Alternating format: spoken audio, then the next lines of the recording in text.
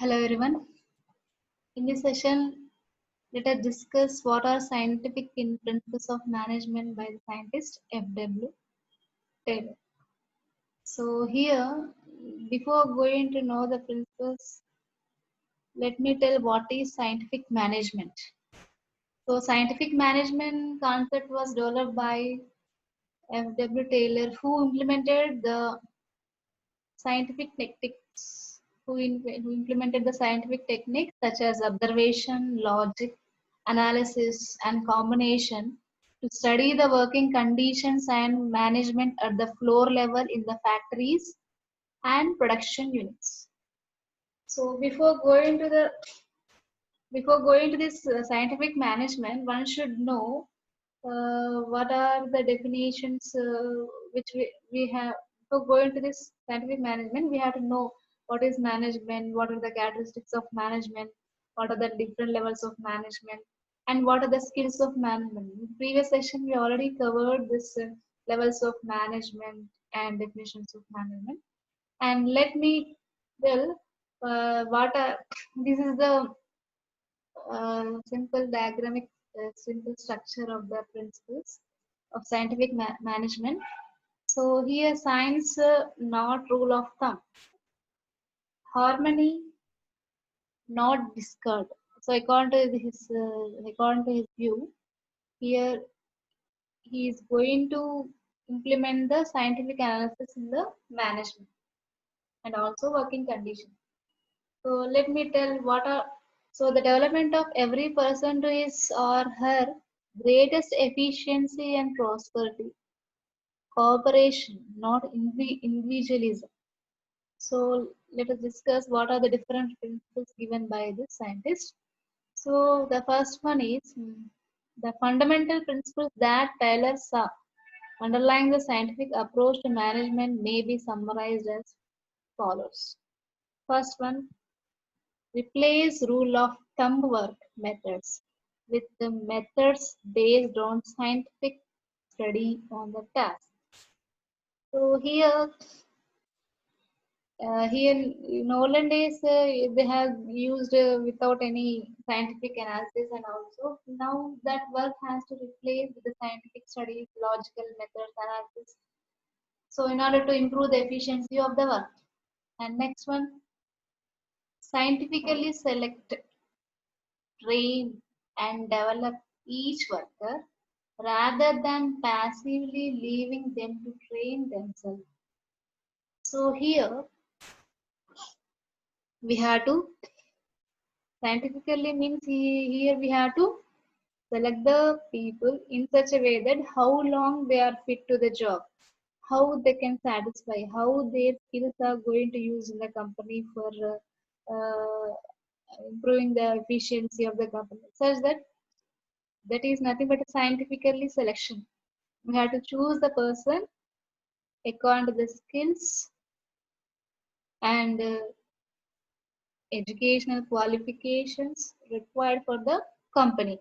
And also we have to give the training and develop each worker rather than passively leaving them to train themselves. So we have to ensure that we have to give the training with our self-interest. The organization has to keep keen interest in giving training and develop the each individual working in the company, so that we can able to build the skills in the workers of the company. Next, cooperate with the workers to ensure that the scientifically developed methods are being followed.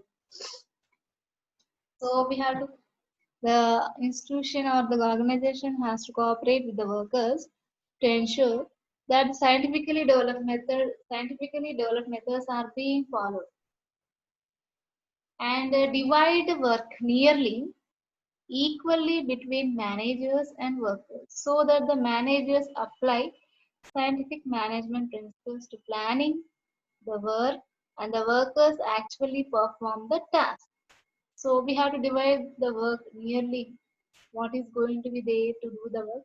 That should be divided equally among the managers as well as the workers, so that the managers can also apply scientific management principles to planning, the work, and also the workers actually perform the task. Taylor concentrated more on productivity and productivity based wages. He stressed on time and motion study and other techniques for measuring the work. So here he concentrated more on productivity rather productivity based wages means within a stipulated time how long the workers are going to give out their performance, how long the output is going to come within a stipulated time. That is nothing but within a stipulated time, how long the productivity of the goods is going to be taken place, so that we can able to improve the performance of the worker. So in this area, he concentrated. So in this case, we can able to measure the work of each and every employee. Apart from this, in Taylor's work, there is there also runs a strongly humanistic theme. He had an idealistic notion that the interests of workers, managers, and owners should be harmonized. So not only the work performance here, apart from this, he strongly giving relation and value and interest. He's going to value the interest of the workers, managers in the who are going to own in the company. And then the scientist named Henry Fayol. He has given some principles of management. Okay, so totally there are 14 principles of management. So according to him, before going to this, let me tell. According So, principles of management implies a list of current management principles. Henry Fayol, a French engineer who has been considered as the father of modern management theory, has formulated has formulated 14 principles of management for the soundness and good working of management. So, according to Henry Fayol, the principles of management should be flexible and not absolute, but must be usable regardless of changing conditions. And second thing, these principles are going to use with intelligence and with a sense of proportion. Okay, let us discuss what are the different principles of management. First one is division of work. Let's see what I'm going to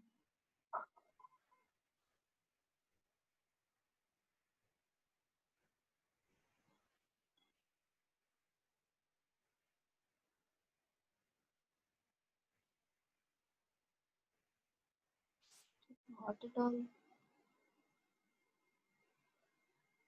Okay, no problem. So that is not working.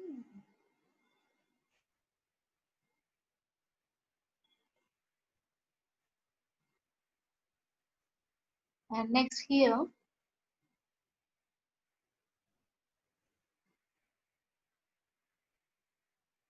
okay, let me tell what is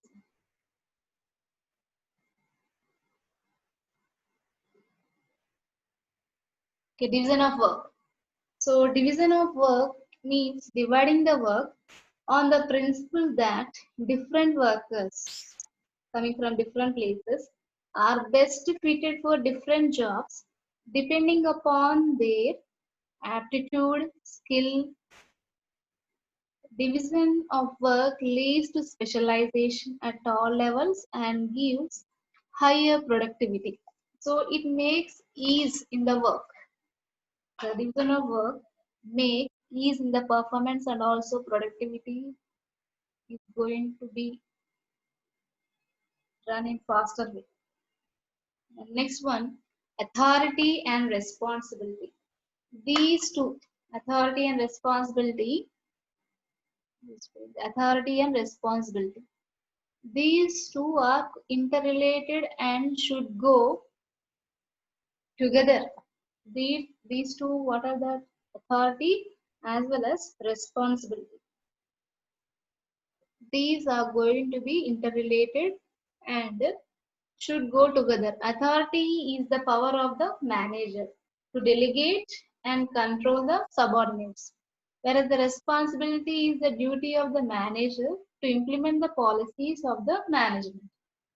So manager can do justice with his responsibility only when he has the proper authority, right? So without authority, he cannot able to justice what is he cannot able to do the justice what is going to have the responsibility. So responsibility without authority or vice versa is meaningless. It cannot be happened. So both are interrelated. Responsibility without authority cannot be done. And next one is discipline. So discipline is obeying and working according to instructions. Discipline here is obeying, working, obeying and working according to the instructions and orders of superiors. This is absolutely necessary for efficient functioning of all the enterprises. Okay, and then coming to the next point, unity of command. It means employees should receive orders and instructions from one boss only. So unity of command means here the orders or instructions, whatever it may be, that instructions should be received by from only one boss. So in other words, a worker should not be under the control of more than one superior. So if suppose it may happen, what happens, it may create the confusion between the commands, what to follow first, what between those two subordinates, what to follow, to whom he has to listen. So it may have some confusion. So this unity of command makes the clearance to follow the orders or regulations. And next one, unity of direction. It deals with the it deals with the functioning of the organization. Unity of direction implies that there should be one plan and one head for each group of activities having the same objective. In other words, we can also tell that the whole enterprise should be directed to work for achieving one common plan or its desired targets. And then next point is subordination of individual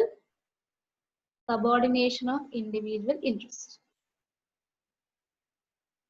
This means the interests or opinions of an individual person should should not be given more priority than the general common interest of the enterprise. This is necessary to maintain unity and to avoid friction among the employees. So this point is subordination of individual interests to the general interest. Means here it is going to consider the interests or opinions of a group of people, not a single individual. Okay. And then next point is remuneration.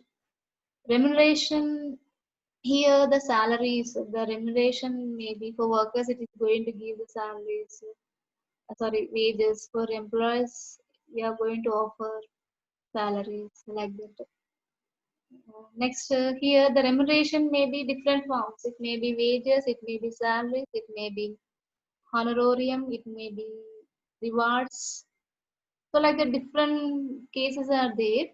So here the remuneration, the salaries and wages paid to the employees for their services should be fair and bring maximum satisfaction to both employees as well as the employer. Both sides, both sides, it should be satisfied. And then next point, degree of centralization.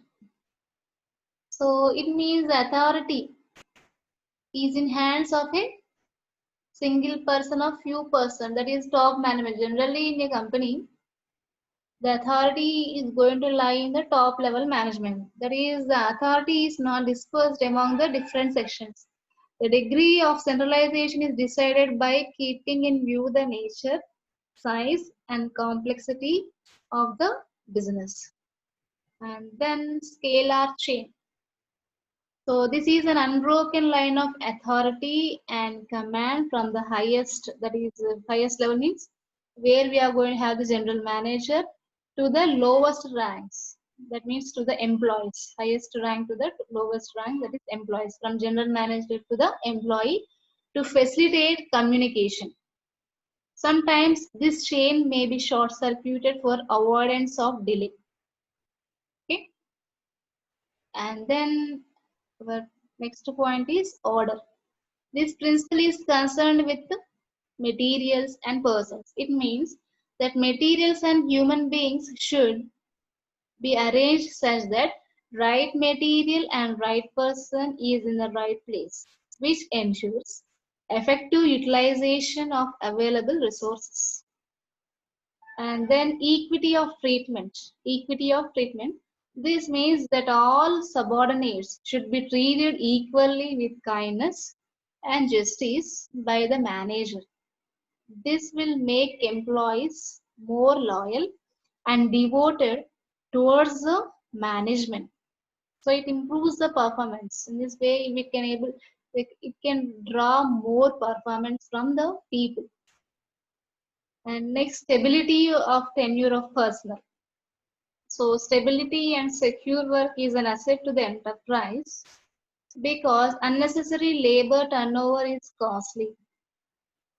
An average employee who stays in the industry, who stays with the industry is much better than outstanding employees who merely come and go. Instability is the result of bad management. Okay, so how long the stability of the organization is there, the management is good. So next one is initiative. Initiative is freedom to think out new plan.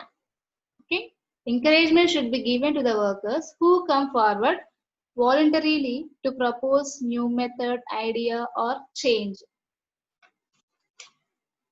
At last, Esprit de Corps. This is a French word. Actually, this is a French word which means union is strength. This principle implies that there should be cooperation and teamwork among the members of the organization. This creates harmony and understanding among the workers.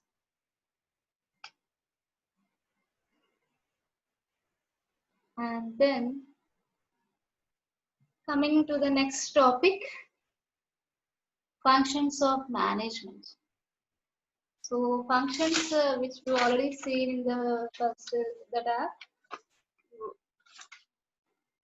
function. The following comprising, this is a classification where we are going to have some function. We are going to have some planning. Okay, where in this plan section we are going to plan the goals and strategies.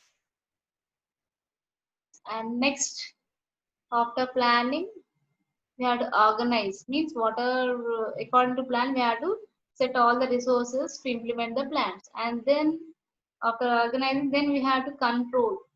And we have to control the people and monitor the people, and we have to evaluate the performance. And then this by controlling, this leads to employees to direct, means this leads to direct the people to do the work. So let me tell in brief. So planning.